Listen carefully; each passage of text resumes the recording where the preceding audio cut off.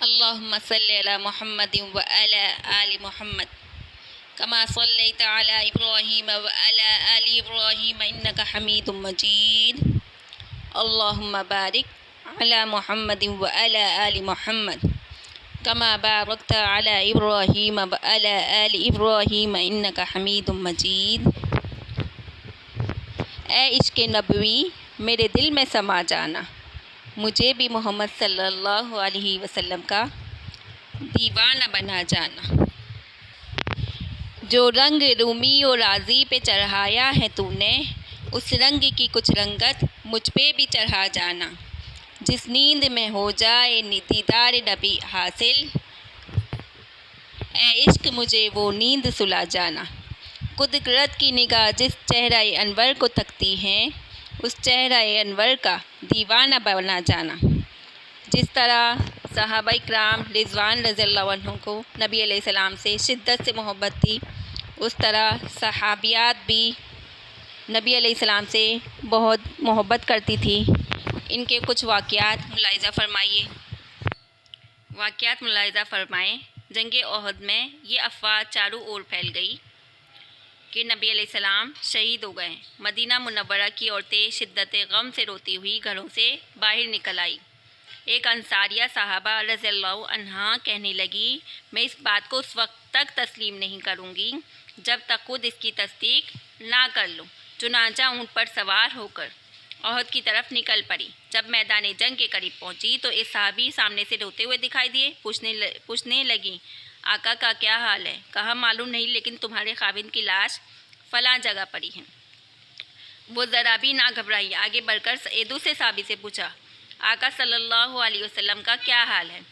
جواب دیا، معلوم نہیں، مگر تمہارے بھائی کی لاش فلاں جگہ دیکھی. یہ خبر سن کر پریشان نہ ہوئی، بلکہ تیسرے صحابی سے پوچھا، آقا صلی اللہ علیہ وسلم کا کیا حال ہے؟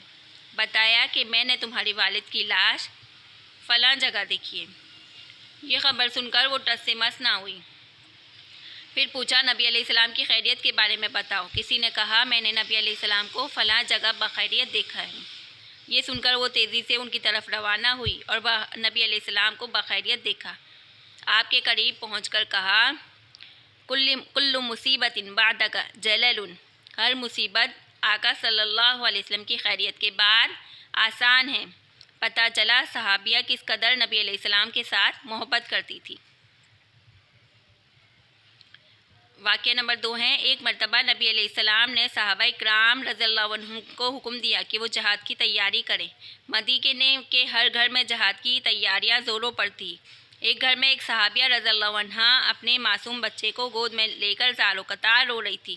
ان کے خاوند پہلے کسی جگہ جہاد میں شریک ہو گئے تھے تو وہ شہید ہو گئے. اب گھر میں کوئی ایسا مرد نہ تھا جس کو وہ تیار کر کے نبی علیہ السلام کے ہمراہ جہاد میں بھیجتی. جب بہت دیر تک روتی رہی، طبیعت بھر آئی تو اپنے معصوم بیٹے کو سینے سے لگایا مسجد نبوی میں نبی علیہ السلام کی خدمت میں پیش ہوئی. اپنے بیٹے کو نبی علیہ السلام کی گود میں ڈال کر کہا، اے اللہ کے رسول، میرے بیٹے کو جہاد کے لیے قبول فرمائیے. نبی علیہ السلام نے حیران ہو کر فرمایا، یہ معصوم بچہ جہاد میں کیسے جا سکتا ہے؟ رو کر کہنے لگی، میرے گھر میں کوئی بڑا مرد نہیں جس کو بھیج سکوں، آپ اسی کو قبول کر لیں.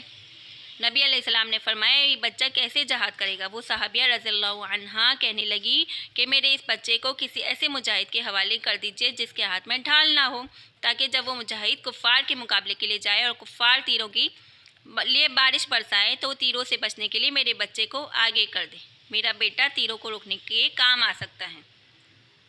سبحان اللہ. تاریخ انسانیت ایسی مثالیں پیش کرنے سے قاصر ہیں کہ عورت اور ماں جیسی شفقت ہستی فرمان نبوی صلی اللہ علیہ وسلم کے سن کر عمل پیدا ہونے کے لیے کتنی بے قرار ہوتی ہے کہ معصوم بچے کو شہادت کے لیے پیش کر دیتی ہے. واقعہ نمبر 3 ہے. حضرت عائشہ رضی اللہ عنہا کی خدمت میں ایک عورت حاضر ہوئی. عرض کیا، مجھے نبی علیہ السلام کی قبر کی زیارت کرا دو. سیدہ عائشہ رضی اللہ عنہا نے حجرہ مبارک کھولا. وہ صحابیہ رضی اللہ عنہ عشق نبوی میں اس قدر مغلوب تھی کہ زیارت کر کے روتی رہی اور روتے روتے انتقال کر گئی. واقعہ نمبر 4 ہے. ام المومنین ام حبیبہ کے والد ابو سفیان حدیبیہ کے زمانے میں مدینہ پہنچے تو اپنی بیٹی سے ملنے آئے۔ قریب پڑے بستر پر بیٹھنے لگے۔ ام حبیبہ رضی اللہ عنہا نے جلدی سے بستر لپیٹ لیا۔ ابو سفیان نے کہا، بیٹی مہمان کے آنے پر بستر بچھاتے ہیں، لپیٹتے تو نہیں۔ ام حبیبہ رضی اللہ عنہا نے کہا، ابا جان، یہ بستر اللہ کے پیارے محبوب کا ہے۔ جب آپ مشرک ہونے کی وجہ سے ناپاک ہیں لہذا بستر پر نہیں بیٹھ سکتے۔ ابو سفیان کو بڑا رنج ہوا، مگر ام حبیبہ رضی اللہ عنہا کے دل میں جو محبت اور عظمت اللہ کے رسول کی تھی، ان کے سامنے خونی رشتے کی کوئی حیثیت نہیں تھی۔ واقعہ نمبر 5 ہے۔ ایک صحابی ربیعہ اسلمہ رضی اللہ عنہ نہایت غریب نوجوان تھے۔ ایک مرتبہ تذکرہ چھیڑا کہ انہیں کوئی اپنی بیٹی کا رشتہ نہیں دیتا۔ نبی علیہ السلام نے انصار کے قبیلے کی نشاندہی کی کہ ان کے پاس جا کر رشتہ مانگو۔ وہ گئے اور بتایا کہ نبی علیہ السلام کے مشورے سے آیا ہوں تاکہ میرا نکاح آپ کی بیٹی سے کر دیا جائے۔ باپ نے کہا، بہت اچھا، ہم لڑکی سے معلوم کر لیں۔ جب پوچھا گیا تو لڑکی کہنے لگی، ابا جان، یہ مت دیکھو کون آئے، یہ دیکھو بھیجنے والا کون ہے۔ چنانچہ فوراً نکاح کر دیا گیا۔ مسند احمد۔ ایک صحابی سعد رضی اللہ عنہ کے ساتھ ایسا واقعہ پیش کیا جس کو شاعر نے یوں بیان کیا۔ ایک بندہ سعد نامی آپ کا اصحاب تھا، رنگ کالا اس کا تھا اور نقد میں نایاب تھا۔ ایک دن دریائے رحمت آ گیا جوش میں، سعد کو بیٹھے بٹھائے لے لیا آغوش میں۔ سعد، تو نے اپنی شادی آج تک کی یا نہیں؟ سعد بولا، رشتہ کوئی کالے کو دیتا نہیں۔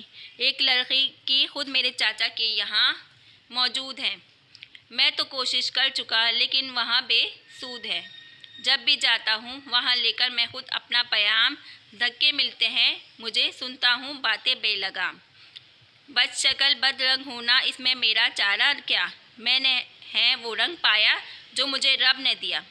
کالے گورے کا خیال آتے ہی جذبہ آ گیا، جوش میں آ کر اسی دم آپ نے فرما دیا، سعد، میں نے آج تیرا عقد اس سے کر دیا۔ اپنے چاچا جی کو جا کر یہ خبر جلدی بتا۔ سعد نے سن کر نبی کی گفتگو پرواز کی، اپنے چاچا جان کے دروازے پر آواز دی۔ سن کے یہ آواز وہ جلدی سے باہر آ گئے۔ سعد کی اس بات سے دل میں گھبرا گئے، بولے، تو ہے رنگ کا کالا اور مفلس غریب، میں تجھے لڑکی دوں اپنی، یہ کہاں تیرا نصیب۔ سعد کے چاچا عمر بن وہب بولے، بے حجاب بھاگ جاؤ در سے میرے ورنہ کر دوں گا خراب۔ سعد بولے، اپنی مرضی سے تو میں نہیں آیا، مصطفیٰ نے بھیجا تھا اور اب بھی جاتا ہوں وہیں۔ سعد تو یوں ڈر سے واپس آ گئے سوئے جناب اور گئے اندر چاچا کھاتے ہوئے پیچ و تاب۔ لڑکی ان کی سن چکی تھی سعد کے سارے جواب، بولی، ابا خیر تو ہیں؟ کیوں تھا غصے کا خطاب؟ باپ بولا، سعد حبشی میرے در پہ آیا تھا اور تجھ سے شادی کا پیغام مجھ تک لایا تھا، رنگ کا ہے کالا اور مفلس و محتاج بھی، میری عزت و دولت کی نہ رکھی لاج بھی، چاند سی بیٹی اسے دے دوں یہ تو ممکن نہیں، وہ دو کوڑی کا بنے داماد ہو سکتا نہیں۔ لڑکی بولی، خود پیام عقد لے کے آیا تھا یا کسی نے بھیجا تھا اور بن کے قاصد آیا تھا؟ باپ بولا، خود سے نہیں آیا، نہیں کہتا تھا وہ، سرور کونین نے بھیجا ہے مجھ کو بیٹی دو۔ سن کر بس اس بات کو لڑکی تو وہ چلا اٹھی، کیا غضب کی بات ابا تم نے آج اس سے کہی، اب میں کہتی ہوں کہ اس رنگ کالے کو تو دیکھ نہ دیکھ، میں تو کہتی ہوں اس کے بھیجنے والے کو دیکھ، میں نے مانا کالا ہے وہ حسن میں بھی مان ہے، بھیجنے والا تو لیکن چودھویں کا چاند ہے، تیری بیٹی اس کالے رنگ پہ مسرور ہے، کملی والے کی مرضی مجھے منظور ہے۔ واقعہ نمبر 7 ہے۔ فاطمہ بن قیس رضی اللہ عنہا ایک حسین و جمیل صحابیہ تھی۔ ان کے لیے حضرت عبد الرحمن بن عوف رضی اللہ عنہ جیسے دولت مند صحابی کا رشتہ آیا۔ جب انہوں نے نبی علیہ السلام سے مشورہ کیا، آپ صلی اللہ علیہ وسلم نے فرمایا، اسامہ سے نکاح کر لو۔ حضرت فاطمہ رضی اللہ عنہا نے آپ کو اپنی قسمت کا مالک بنا دیا۔ عرض کیا، اللہ کے رسول، میرا معاملہ آپ کے اختیار میں ہے، جس سے چاہے نکاح کر دے، یعنی میرے لیے یہی خوشی کافی ہے کہ آپ کے ہاتھوں سے میرا نکاح ہو۔ واقعہ نمبر 8 ہے۔ نبی علیہ السلام کی سب سے بڑی صاحبزادی حضرت زینب رضی اللہ عنہا اعلان نبوت سے 10 سال پہلے پیدا ہوئی۔ جب جوانی کی عمر کو پہنچی تو اپنے خالہ زاد بھائی ابو العاص بن ربیع رضی اللہ عنہ سے نکاح ہوا۔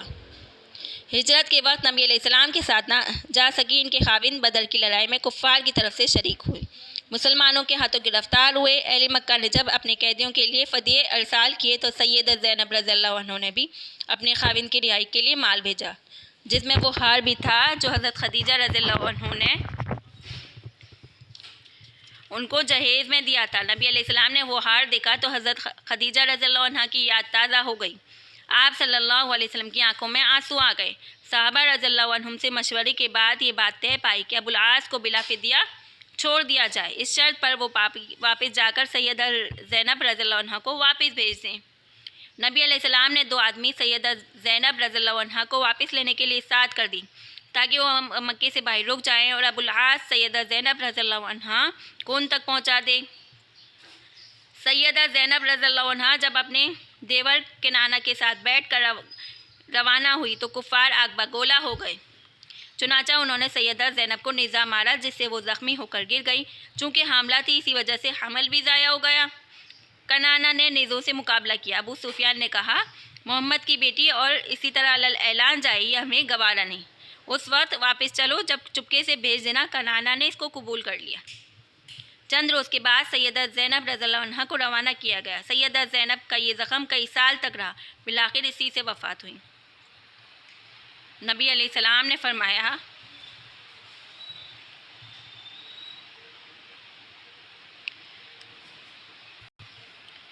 یہ میری سب سے اچھی بیٹی تھی جو میری محبت میں ستائی گئی۔ واقعہ نمبر 9 ہے۔ غزوہ احد کے موقع پر ام عمارہ رضی اللہ عنہ اپنے شوہر حضرت زید بن عاصم رضی اللہ عنہ اور اپنے 2 بیٹوں حضرت خبیب اور حضرت عبداللہ رضی اللہ عنہ کے ساتھ جنگ بدر میں شریک ہوئی۔ جب کفار نبی علیہ السلام پر حملہ آور ہوئے تو یہ نبی علیہ السلام کے قریب آ کر حملہ روکنے لگی۔ صحابہ رضی اللہ عنہم بھی شامل ہو گئے۔ ایک کافر ملعون نے نبی علیہ السلام پر تلوار کا وار کرنا چاہا تو انہوں نے اپنے کندھوں سے روکا، جس سے بہت گہرا زخم آیا۔ ام عمارہ رضی اللہ عنہ نے پلٹ کر ملعون پر بھرپور وار کیا، قریب تھا کہ وہ 2 ٹکڑے ہو جاتا، مگر اس نے 2 زرہ پہن رکھی تھی لہٰذا بچ نکلا۔ ام عمارہ رضی اللہ عنہ کے سر اور جسم پر 13 زخم لگے۔ ان کے بیٹے عبداللہ رضی اللہ عنہ کو ایک ایسا زخم لگا کہ خون بند نہیں ہوتا تھا۔ ام عمارہ رضی اللہ عنہ نے اپنے کپڑا پھاڑ کر زخم پر باندھا اور کہا، بیٹا اٹھو اور نبی کی حفاظت کرو۔ اتنے میں وہ کافر جس نے اس کو زخم لگا تھا قریب آیا۔ نبی علیہ السلام نے فرمایا، ام عمارہ، تیرے بیٹے کو زخمی کرنے والا یہی کافر ہے۔ ام عمارہ رضی اللہ عنہ نے جھپٹ کر اس کافر کی ٹانگ پر تلوار کا ایسا وار کیا کہ وہ گر پڑا، پھر چل نہ سکا اور سر کے بل گھسیٹتے ہوئے بھاگا۔ نبی علیہ السلام نے یہ منظر دیکھا تو مسکرا کر فرمایا، ام عمارہ، تو اللہ کا شکر ادا کر جس نے تمہیں جہاد کرنے کی ہمت بخشی۔ ام عمارہ رضی اللہ عنہ نے اس موقع کو غنیمت سمجھتے ہوئے دل کی خواہش ظاہر کی، اے اللہ کے نبی، آپ دعا فرمائیں ہم لوگوں کو جنت میں آپ کی خدمت گزاری کا موقع مل جائے۔ نبی علیہ السلام نے اس وقت ان کے شوہر کے لیے، ان کے 2 بیٹوں کے لیے دعا کی، اللہم اجعلہم رفقائی فی الجنہ، اے اللہ ان کو جنت میں میرا رفیق بنا دے۔ ام عمارہ رضی اللہ عنہ زندگی بھر یہ اعلان کرتی تھی کہ نبی علیہ السلام کی اس دعا کے بعد میرے لیے دنیا کی بڑی سے بڑی مصیبت کوئی حیثیت نہیں رکھتی۔ واقعہ نمبر 10 ہے۔ حضرت انس رضی اللہ عنہ کی والدہ ام سلیم رضی اللہ عنہ گھر کے بچوں کو شیشی دے بھیجتی، جب نبی علیہ السلام قیلولہ فرمائے جسم پر پسینہ آئے تو ان کو جمع کر لیں، چنانچہ پسینے کو اپنی خوشبو میں شامل کر لیتی اور پھر اپنے جسم اور کپڑوں پر خوشبو لگاتی تھی۔ واقعہ نمبر 11 ہے۔ غزوہ خیبر میں نبی علیہ السلام نے ایک صحابی رضی اللہ عنہ کو اپنے دستے مبارک سے ہار پہنائے۔ وہ اس قدر کرتی تھی کہ عمر بھر اسے گلے سے جدا نہ کیا۔ انہوں نے وصیت کی کہ میرے انتقال کے بعد یہ ہار میرے ساتھ دفن کیا جائے۔ واقعہ نمبر 12 ہے۔ حضرت سلمہ رضی اللہ عنہا ایک صحابیہ تھی، انہوں نے نبی علیہ السلام کی اتنی خدمت کی کہ خادمہ نبی علیہ السلام کا لقب حاصل ہوا۔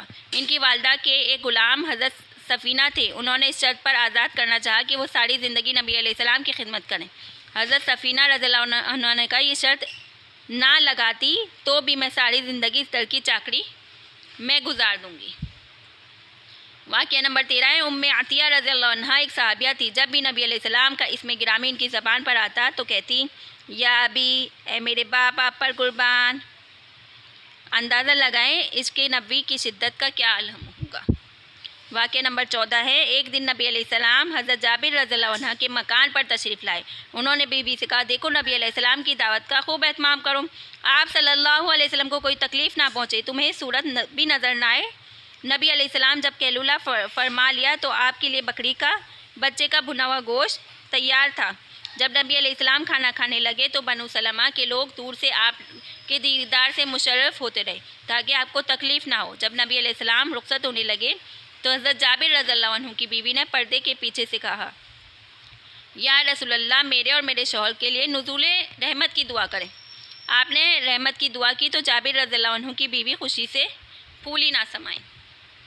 واقعہ نمبر 15 ہے نبی علیہ السلام حجۃ الوداع کے تشریف لے گئے تو ازواج مطہرات ساتھ تھی۔ راستے میں حضرت حفصہ رضی اللہ عنہ کا اونٹ تھک کر بیٹھ گیا، چلتا ہی نہ تھا، رونے لگی۔ نبی علیہ السلام کو خبر ہوئی تو اپنے دستے مبارک سے آنسو پوچھے۔ عجیب اتفاق تھا، نبی علیہ السلام جس قدر دلاسا دیتے وہ اس قدر زیادہ روتی۔ کافی دیر تک چپ نہ ہوئی۔ نبی علیہ السلام نے ان کو چھوڑ دیا اور تمام صحابہ کو پڑاؤ ڈالنے کا حکم دیا، وہ خود بھی اپنا خیمہ نصب کروائے۔ حضرت حفصہ رضی اللہ عنہ کا احساس ہوا کہ شاید نبی علیہ السلام مجھ سے خفا ہو گئے۔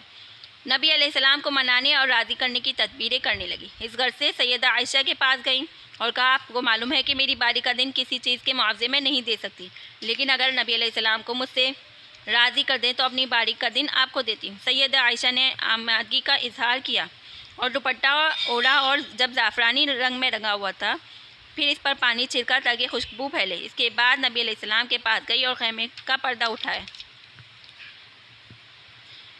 فرمایا عائشہ یہ تمہارا دن نہیں ہے۔ بولی ذالک فضل اللہ یؤتیہ من یشاء، یہ اللہ کا فضل ہے جس کو چاہتا ہے دیتا ہے۔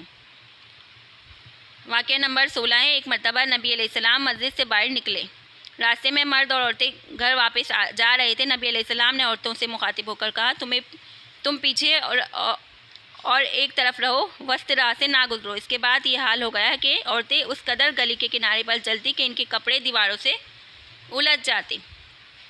واقعہ نمبر 17 ہے نبی علیہ السلام نے شوہر کے علاوہ دوسرے محرم مردوں کی وفات پر 3 دن کے لیے سوگ متعین کیا۔ صحابیات اس بات کی بہت شدت سے پابندی کرتی۔ سیدنا زینب بنت جحش رضی اللہ عنہا کے بھائی کا انتقال ہوا تو چوتھے روز انہوں نے خوشبو منگوا کر لگائی۔ فرمایا مجھے اس کی ضرورت نہ تھی، لیکن نبی علیہ السلام کا فرمان سنا اور شوہر کے علاوہ 3 دن سے زیادہ کسی کا سوگ جائز نہیں، اس لیے میں نے اس حکم کی تعمیل کی۔ واقعہ نمبر 18 ہے نبی علیہ السلام نے پانی یا دودھ پی کر حضرت ام ہانی کو عنایت فرمایا۔ انہوں نے عرض کیا اگرچہ میں روزے سے ہوں لیکن آپ کا جھوٹا واپس کرنا پسند نہیں کرتی۔ واقعہ نمبر 19 ہے ایک دن حضرت حذیفہ رضی اللہ عنہ کی والدہ نے ان سے پوچھا بیٹا تم مجھے اپنے کام میں مشغول نظر آتے ہو، تم نے نبی علیہ السلام کی زیارت کب کی تھی؟ انہوں نے کہا اتنے دنوں سے۔ اس پر والدہ نے سختی سے ڈانٹا اور سخت سست کہا۔ انہوں نے کہا میں ابھی جا کر مغرب کی نماز میں نبی علیہ السلام کے ساتھ ادا کرتا ہوں اور اپنے لیے اور اس کے لیے استغفار کرتا ہوں، اپنے اور آپ کے لیے۔ واقعہ نمبر 20 ہے جب نبی علیہ السلام نے فانی دنیا سے پردہ فرمایا تو حضرت عائشہ رضی اللہ عنہا نے ثانیہ پر رنج و غم کا اظہار کرتے ہوئے فرمایا ہائے افسوس وہ پیارے نبی جس نے فقر کو غنا پر، مسکینی کو دولت پر ترجیح دی۔ افسوس وہ معلم کائنات جو گناہ گار امت کی فکر میں پوری رات آرام سے نہ سو سکے، ہم سے رخصت ہو گئے۔ جس نے ہمیشہ صبر و استقامت سے اپنے نفس کے مقابلہ کیا، جس نے برائیوں کی طرف کبھی دھیان نہ دیا اور جس نے نیکی اور احسان کے دروازے ضرورت مندوں پر کبھی بند نہ کیے، جس روشن ضمیر کے دامن پر دشمنوں کی ایذا رسانی کا گرد و غبار کبھی نہ بیٹھا۔ واقعہ نمبر 21 ہے سیدہ فاطمہ الزہرا رضی اللہ عنہا نے نبی علیہ السلام کے پردہ فرمانے پر کہا اے میرے والد گرامی نے دعوت حق کو قبول فرما لیا اور فردوس ولی میں نزول فرمایا۔ الہی روح فاطمہ کو جلدی روح محمد صلی اللہ علیہ وسلم سے ملا دے۔ الہی مجھے دیدار رسول صلی اللہ علیہ وسلم سے مسرور فرما دے۔ الہی اس مصیبت کو جھیلنے کے ثواب سے محروم نہ فرمانا اور روز محشر محمد صلی اللہ علیہ وسلم کی شفاعت نصیب فرمانا۔ واقعہ نمبر 22 ہے، حضرت ایمن رضی اللہ عنہ ایک دن نبی علیہ السلام کو یاد کر کے رونے لگی۔ حضرت ابو بکر صدیق رضی اللہ عنہ نے عرض کیا آپ کیوں روتی ہو؟ کہا یہ بتاؤ نبی علیہ السلام کے لیے اللہ تعالیٰ کے پاس بہت نعمتیں موجود نہیں؟ انہوں نے کہا ہاں بالکل۔ فرمایا میں اس لیے رو رہی ہوں کہ نبی علیہ السلام کی جدائی سے وحی کا سلسلہ منقطع ہو گیا۔ اس پر حضرت ابو بکر صدیق رضی اللہ عنہ اور حضرت عمر رضی اللہ عنہ بھی رو پڑے۔ یا رب صلی وسلم دائما ابدا علی حبیبک خیر الخلق کلہم۔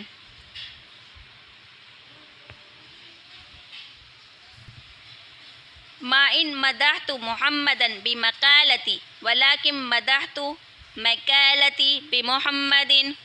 میں نے اپنے مکالمے کے ذریعے محمد صلی اللہ علیہ وسلم کی مدح نہیں کی، لیکن محمد صلی اللہ علیہ وسلم کے نام سے میرے مکالے کو عظمت ملی